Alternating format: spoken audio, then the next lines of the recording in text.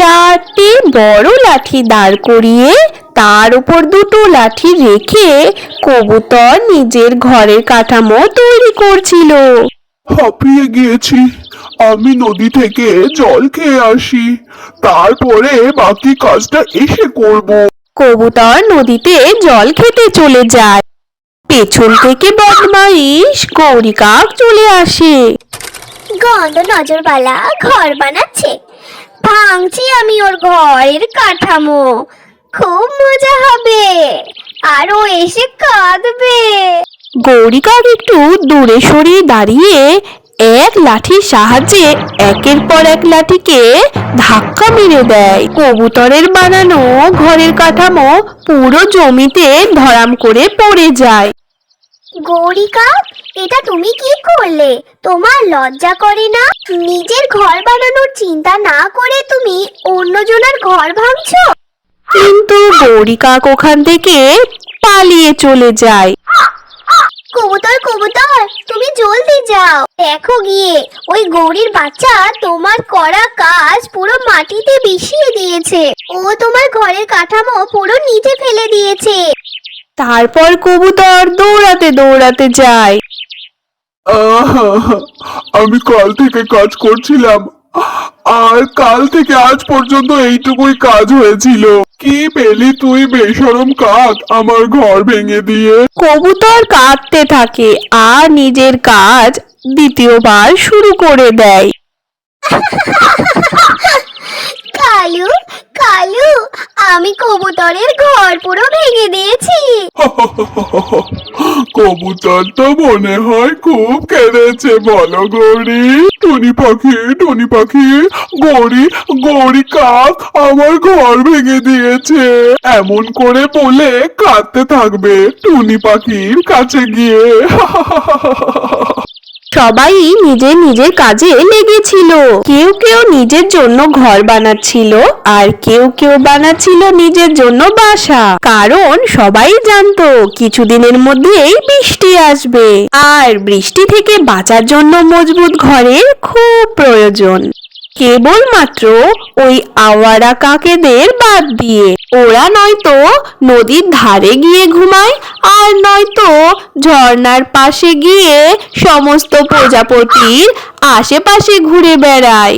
কাক যাচ্ছিল, আর যেতে যেতেই একটা গাছের ডাল হঠাৎই ওর ডানায় লেগে যায়। তুই আমার ডানা আঘাত করলে, দাঁড়া দেখাচ্ছি মজা তোকে।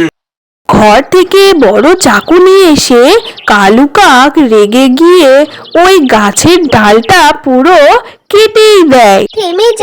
থেমে যাও কালু কাক, বন্ধু তোমার আমি, তুমি দেখে চলতে পারতে, আমাকে কেটো না কালু কাক। ওই ক্রূর কাক কারোর কথা শোনে না, ও তখন ওই গাছের ডালটাকে পুরোপুরি কেটেই দেয়। রাতের বেলা গৌরী কাক কালু কাককে বলে, কালু কালু, কালকে আমরা কলার গাছ থেকে কলা খেতে যাব, খুব মজা হবে কালু।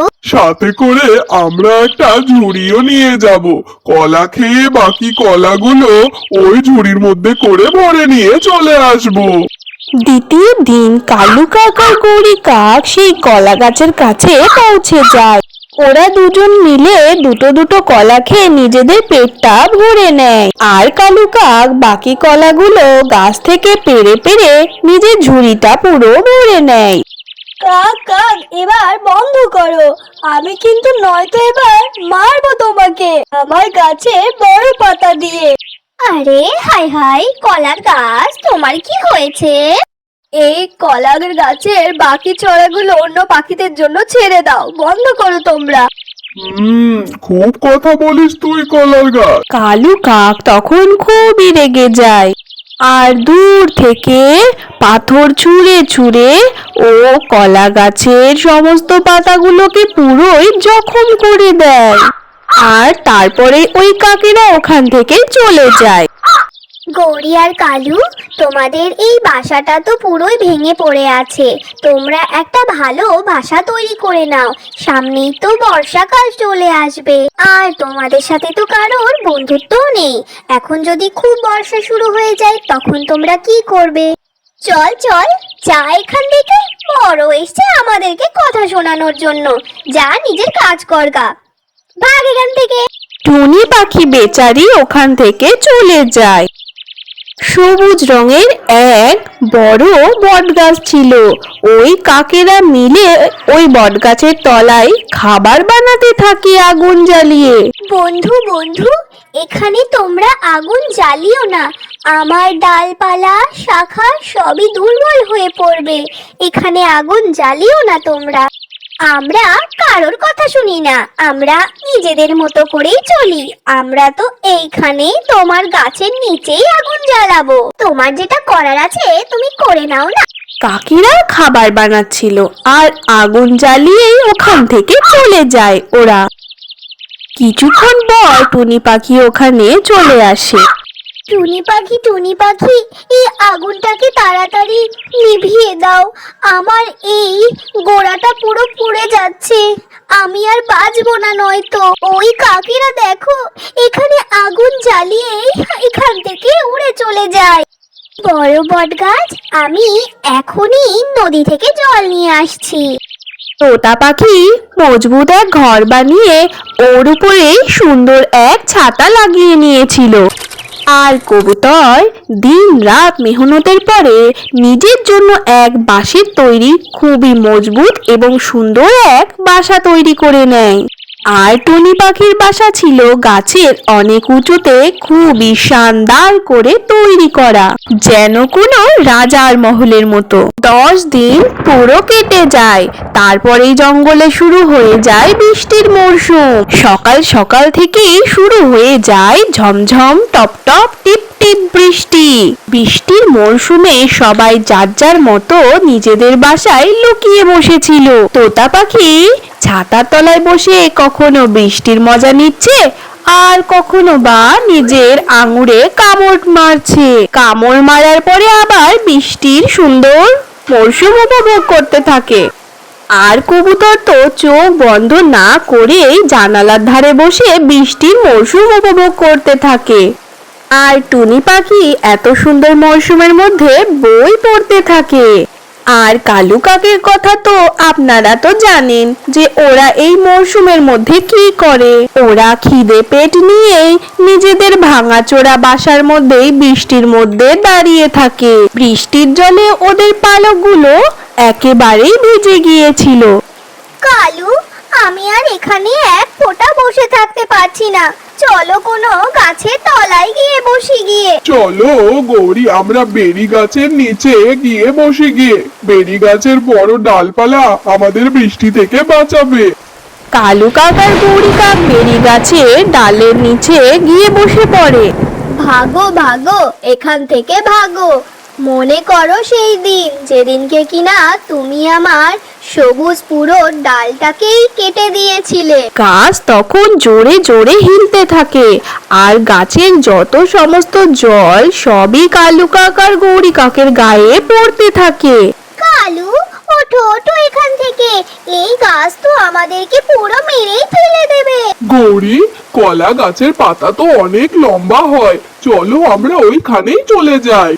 কালু কাক আর গৌরী কাক ওই কলার গাছের কাছে চলে যায়। কালু কাক আর গৌরী কাক যখন কলার গাছের নিচে বসে তখন কলার গাছের বড় পাতা অন্যদিকে সরে চলে যায়। কালু কাক আর গৌরী কাক আবার ভিজতে থাকে। কালু, এই কলার গাছ কেন এরকম করছে?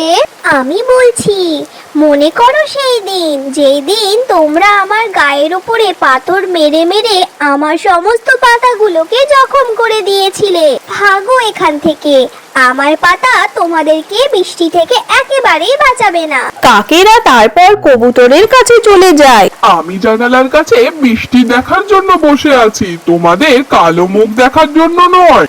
হাই কবুতর, সুন্দর চোখওয়ালা ভাই কবুতর। কিন্তু কবুতর জোরে করে জানালাটা পুরো লাগিয়ে দেয়। না না কাকিরা, এখানে একদম বসবে না, নয়তো আমি পুরো ধাক্কা দিয়ে তোমাদেরকে ফেলে দেব। খুবই ক্লান্ত হয়ে যাওয়ার পর ওই কালু কাক আর গৌরী কাক সেই বট গাছের খোকরের মধ্যে গিয়ে বসে পড়ে, যেই গাছের নিচেই কিনা ওরা দুজন মিলে আগুন জ্বালিয়েছিল।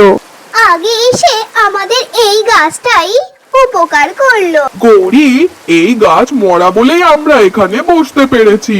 যদি ও বেঁচে থাকতো তাহলে এও আমাদেরকে এখানে বসতে দিত না। কালু কাক এই কথা বললই কিনা ঠিক তখনই ওই গাছের খোকর সমেত গাছটা ধরাম করে পড়ে যায়, কারণ ওই গাছের শিকড় পুরোই শুকিয়ে গিয়েছিল। আর একটুখানি হাওয়া দেওয়াতে ওই গাছটা পুরোই পড়ে যায়, আর ওই দুষ্ট কাকেরা ওই গাছের তলাই পড়ে পুরোই মরে যায়। আমরা এই কাহিনী থেকে এই শিক্ষায় পাই যে সব সময় সকলের সঙ্গে বন্ধুত্বপূর্ণ স্বভাবের সাথে চলতে হয়, নয়তো কোনো বিপদে আপদে কোনো বন্ধুই পাশে পাওয়া যায় না। তার জন্য বন্ধুত্বপূর্ণ স্বভাবই সব থেকে ভালো। তো বন্ধুরা, আজকের এই কাহিনীটা তোমাদের কেমন লেগেছে অবশ্যই কমেন্ট করে জানিও, আর লাইক আর সাবস্ক্রাইব করতে একদম ভুলো না। দেখা হবে পরের কোনো এক টুনটুনি পাখির সুন্দর কাহিনী নিয়ে। Bye bye.